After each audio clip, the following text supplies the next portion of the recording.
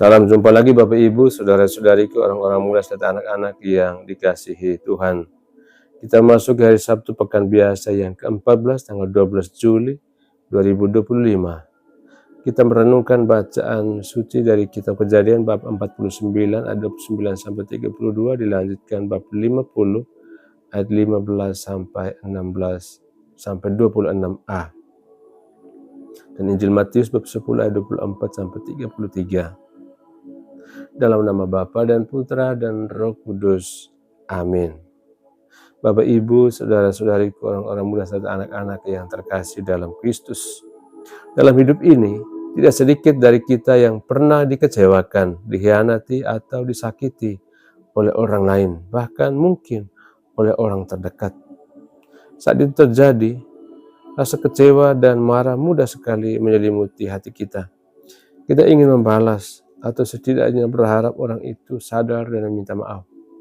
Tetapi hari ini melalui kisah Yusuf dalam kitab Kejadian dan sabda Yesus dalam Injil, kita diajak untuk melihat segala sesuatu dari sudut pandang kasih dan pengampunan, bukan dari luka dan dendam. Dalam bacaan yang pertama, kita melihat Yusuf yang berdiri sebagai orang besar di Mesir.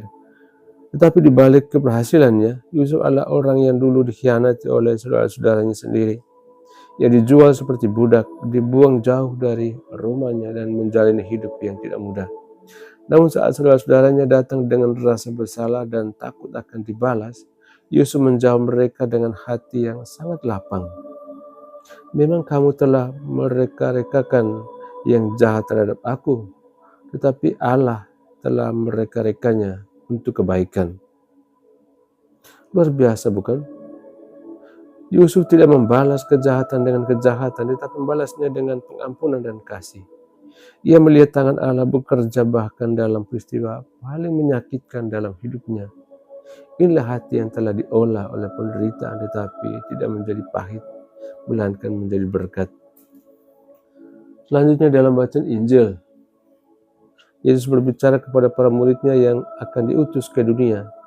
Ia tahu bahwa dunia ini tidak selalu ramah.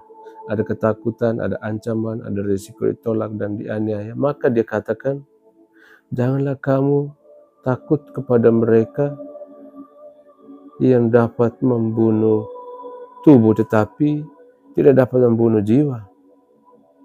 Bukankah 2 ekor burung pipit dijual seduit, namun seekor pun daripadanya tidak akan jatuh ke bumi di luar kehendak Bapamu? Yesus tahu salah satu musuh terbesar dalam hidup muridnya adalah ketakutan.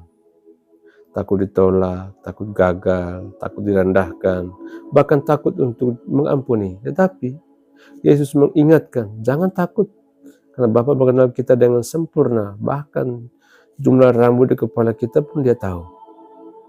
Saudara-saudariku yang dikasihi Tuhan, kisah Yusuf dan sabda Yesus hari ini memberikan satu pesan kuat, bahwa Tuhan tidak pernah berhenti merancang yang terbaik bagi hidup kita, bahkan saat kita dikhianati, dilukai, atau merasa tidak dihargai.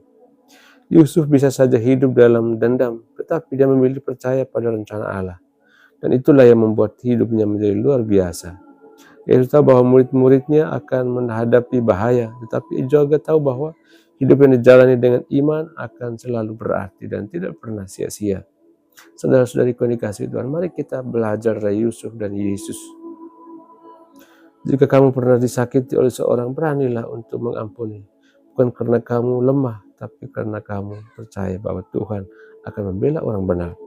Jika kita sedang takut menghadapi masa depan atau tekanan hidup terasa berat, ingatlah bahwa kita lebih berharga daripada burung pipit. Tuhan tahu nama kita. Dia tahu seluruh isi hati kita, dan Dia tidak akan meninggalkan kita. Jika kita sedang menjalani hidup yang terasa berat seperti Yusuf dahulu, jangan menyerah. Bisa jadi hari-hari penuh air mata hari ini akan menjadi kisah berkat bagi orang lain suatu saat nanti. Saudara-saudari yang dikasihi Tuhan, hidup ini tidak selalu adil menurut ukuran manusia, tetapi kita punya Allah yang bisa memakai bahkan luka kita untuk menyembuhkan orang lain. Kita punya Yesus yang tidak menjanjikan hidup mudah, tapi menjanjikan penyertaan yang kekal. Dan kita punya Roh Kudus yang menguatkan setiap langkah kecil yang kita ambil dalam iman. Maka mari kita jalani hidup ini tanpa dendam, tanpa rasa takut, dan dengan hati penuh syukur. Karena dalam segala hal Allah turut bekerja untuk mendatangkan kebaikan bagi mereka yang mengasihi Dia. Amin. Tuhan bersamamu. Semoga kita sekalian, semoga kita kenangkan dalam doa-doa kita. Dan usaha-usaha kita senantiasa dilindungi, dibimbing, dan diberkati oleh Allah yang Maha Kuasa, Bapa dan Putra dan Roh Kudus. Amin.